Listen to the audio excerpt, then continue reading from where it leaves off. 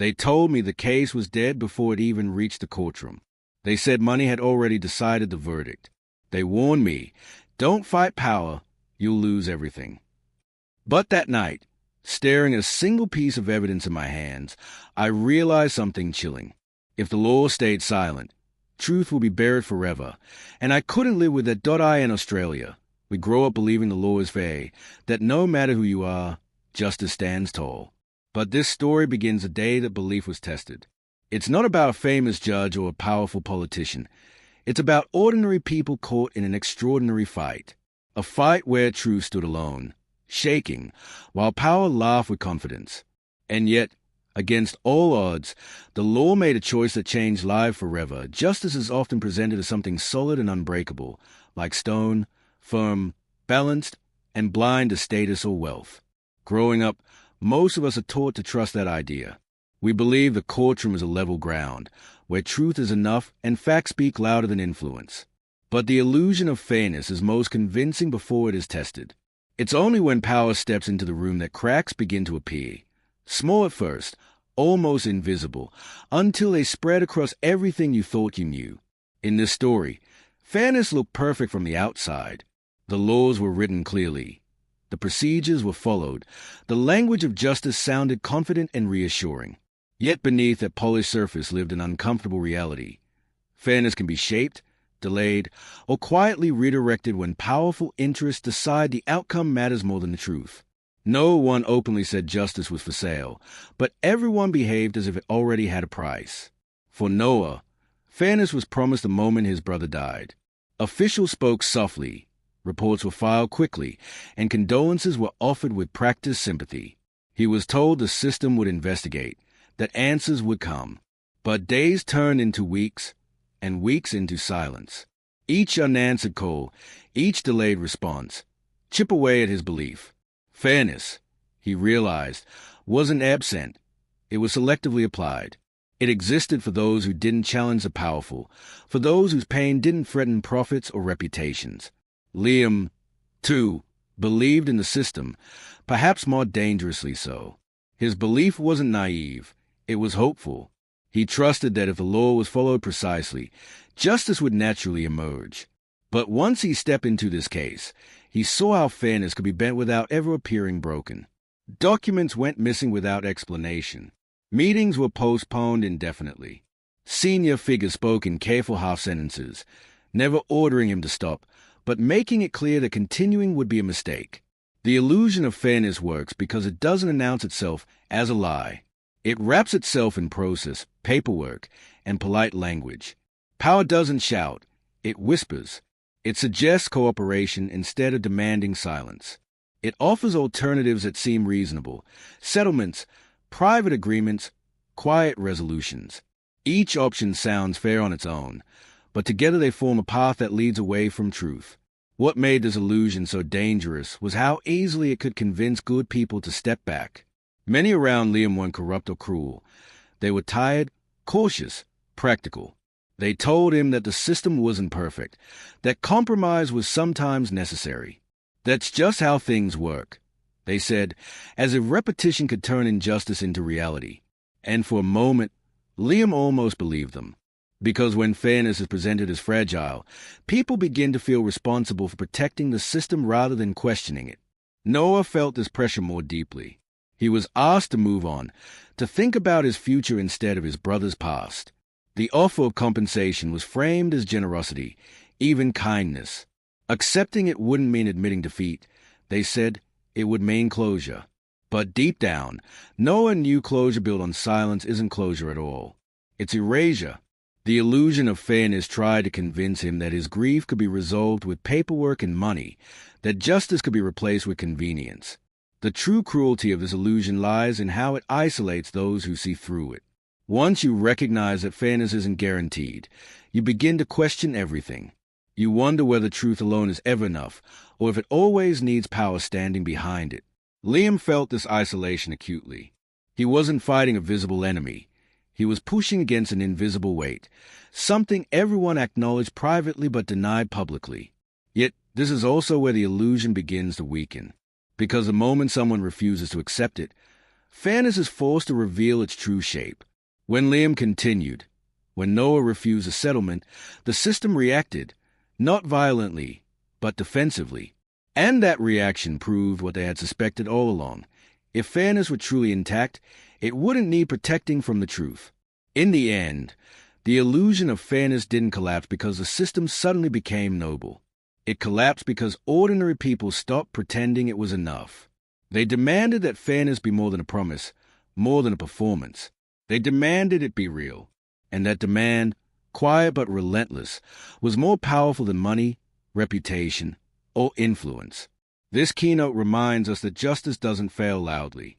It fails politely, efficiently, and often with good intentions. The illusion of fairness survives as long as people accept appearances over substance. But the moment someone asks uncomfortable questions, the illusion trembles.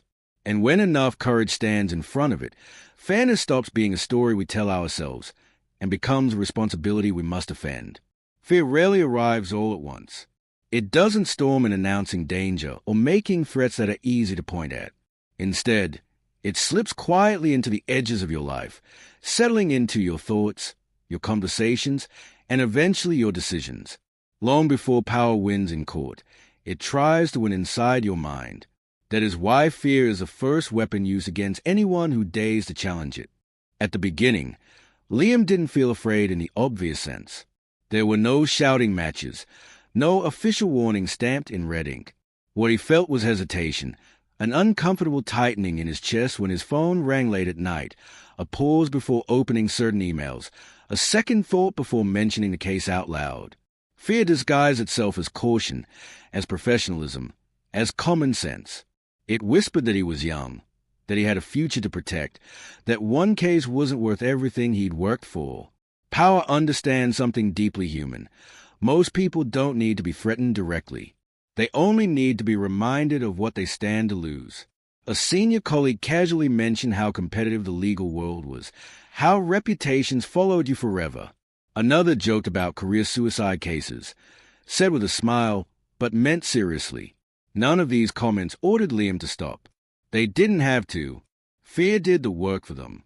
For Noah, fear took a different shape. It was heavier, more personal. He wasn't worried about a career. He was worried about survival. When strangers began watching his house from across the street, when his workplace hours were suddenly cut, fear stopped being theoretical. It became physical. Every knock on the door made his heart race. Every unknown number felt like a threat. Power wanted him to feel small, vulnerable, and alone, and it worked, at least for a while. What makes fear such an effective weapon is how isolating it is. Once fear takes hold, people stop talking. They stop asking for help. They assume everyone else is safe for staying silent. Liam noticed this when potential witnesses suddenly became unavailable. People who had once spoken confidently about what they'd seen now claimed poor memory. It wasn't that they'd been paid off.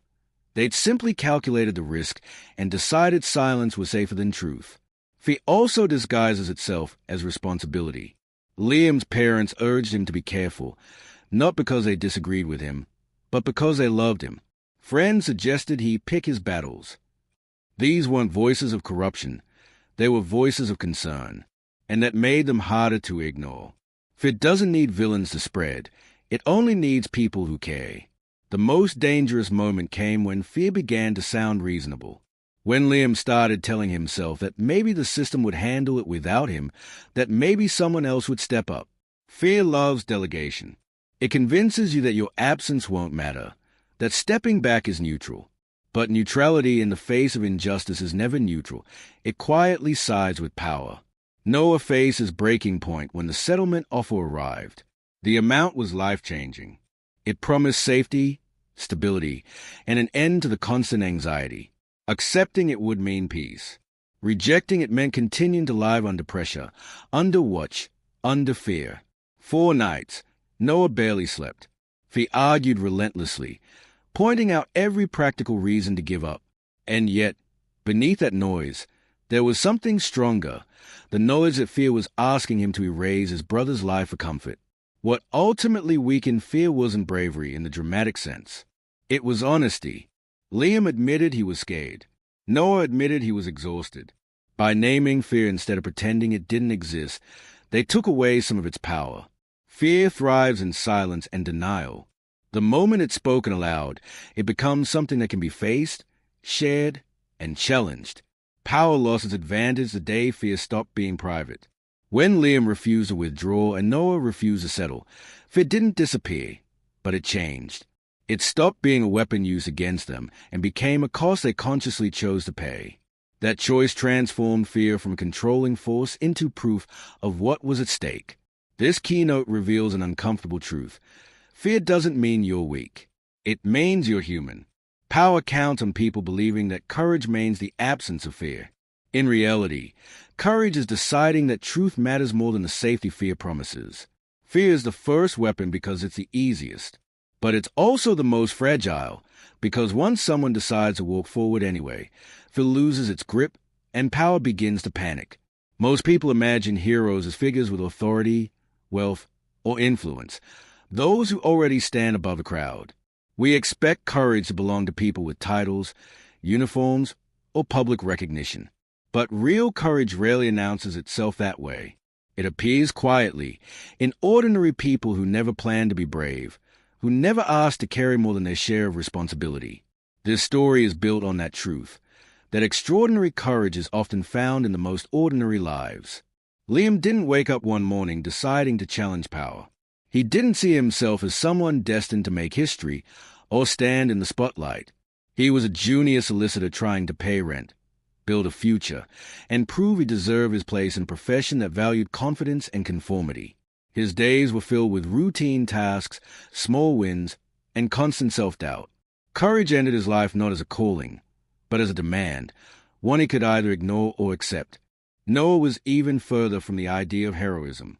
He worked with his hands, lived paycheck to paycheck, and expected little from institutions that rarely noticed people like him.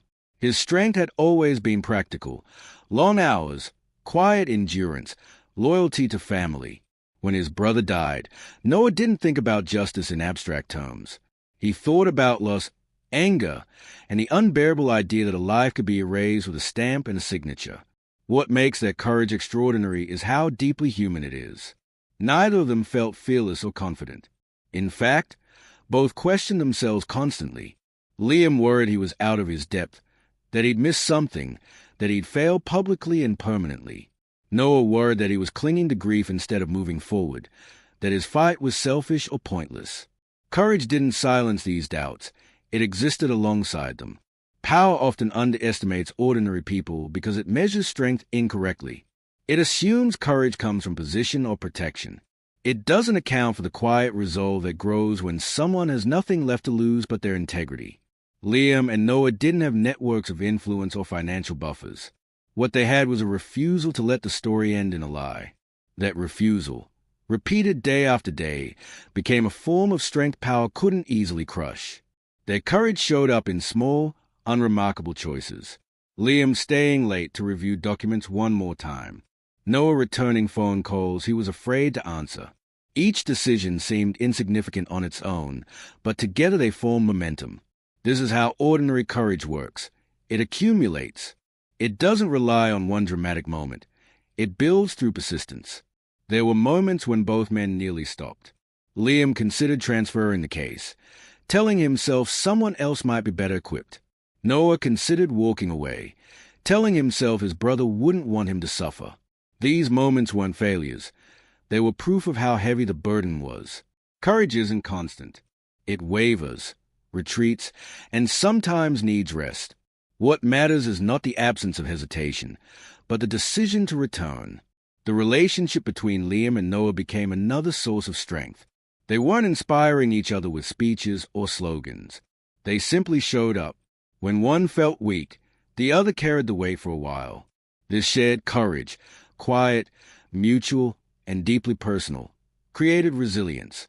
Power thrives on isolation. Ordinary courage thrives on connection. As the case progressed, it became clear that the system wasn't prepared for this kind of resistance. Not loud protests or media outrage, but steady, unyielding presence. Liam and Noah didn't try to overpower the system. They outlasted it. They stayed when leaving would have been easier. And in doing so, they forced the law to confront a truth it could no longer ignore. This keynote reminds us that extraordinary courage doesn't belong to a select few. It belongs to anyone who chooses to act in alignment with their values, even when doing so is costly. Ordinary people don't become brave because they are special. They become brave because circumstances demand a choice, and they decide that living with the consequences of action is better than living with the weight of silence. In the end, it wasn't power that defined this story. It was people. People who never thought of themselves as heroes, yet stood firm when it mattered most. Their courage wasn't loud or celebrated. It was quiet, consistent, and deeply human. And that kind of courage, more than any title or authority, is what truly changes the course of justice. Truth has a strange nature. It can be ignored, delayed, and even deliberately hidden, but it cannot be completely erased. No matter how carefully it is buried, it leaves behind traces, small inconsistencies, quiet contradictions, faint marks that refuse to disappear. This is why truth is so dangerous to power. Power depends on control, and control depends on a clean story. Truth, by its very existence, disrupts that story. At first, the truth in this case seemed impossibly distant. The official version was neat and convincing. An accident, an unfortunate error, a closed investigation. On paper, everything made sense. But real life rarely fits perfectly into official narratives. There were details that didn't sit right, timelines that didn't align, procedures that weren't followed, statements that sounded rehearsed. These were not dramatic revelations, just subtle irregularities. Yet each one was a thread, and together they formed the beginning of a trail. Liam learned quickly that truth rarely announces itself in bold letters. It hides in margins, in footnotes, in documents no one expects to be read closely. A safety report amended weeks after the incident. A maintenance log signed by someone who wasn't on shift that day. A witness statement revised without explanation. None of these alone could overturn a powerful company's defense. But truth doesn't rely on a single piece of evidence. It relies on accumulation. Power's strategy was simple: overwhelm, distract, and exhaust. Thousands of pages were produced, knowing most would never be examined. Meetings were filled with technical language designed to confuse rather than clarify. The aim wasn't to disprove the truth, but to bury it under volume and complexity. Truth leaves a trail, but following it requires patience, focus, and a willingness to look where others won't. There were moments when Liam wondered if he was imagining patterns that weren't there. That doubt was part of the design. Power doesn't need to erase truth if it can make you question your own perception. But every time Liam cross-checked a detail, every time he returned to the basics, dates, names, signatures, the trail reappeared. Truth, he realized, is consistent. Lies need constant adjustment. For Noah, the trail of truth was emotional as much as factual. He remembered conversations his brother had mentioned in passing, safety concerns that were brushed off, a sense of unease before the incident that now felt painfully clear in hindsight. These memories didn't fit the official account, and that dissonance became another form of evidence. Power often dismisses personal experience as unreliable, but lived reality has a persistence no document can fully suppress. As the case moved forward, witnesses began to falter, not because they wanted to confess, but because maintaining a lie is exhausting. One contradiction led to another. Dates were confused. Statements conflicted. Each mistake widened the trail. Truth doesn't need everyone to speak. It only needs the lies to slip. The most critical moment came when Liam uncovered a chain of internal emails. Individually, they were cautious and vague. Together, they revealed intent, concerns raised, risks acknowledged, and decisions made despite knowing the danger. This was the heart of the trail, proof that the outcome wasn't an accident, but a consequence. Power had tried to separate each decision to avoid responsibility. Truth connected them. In court, the trail of truth changed the atmosphere. Confidence turned to defensiveness. Answers grew shorter. The company's legal team objected more frequently, not because the questions were unfair, but because they were accurate. Truth is a way of tightening the room, of making avoidance impossible.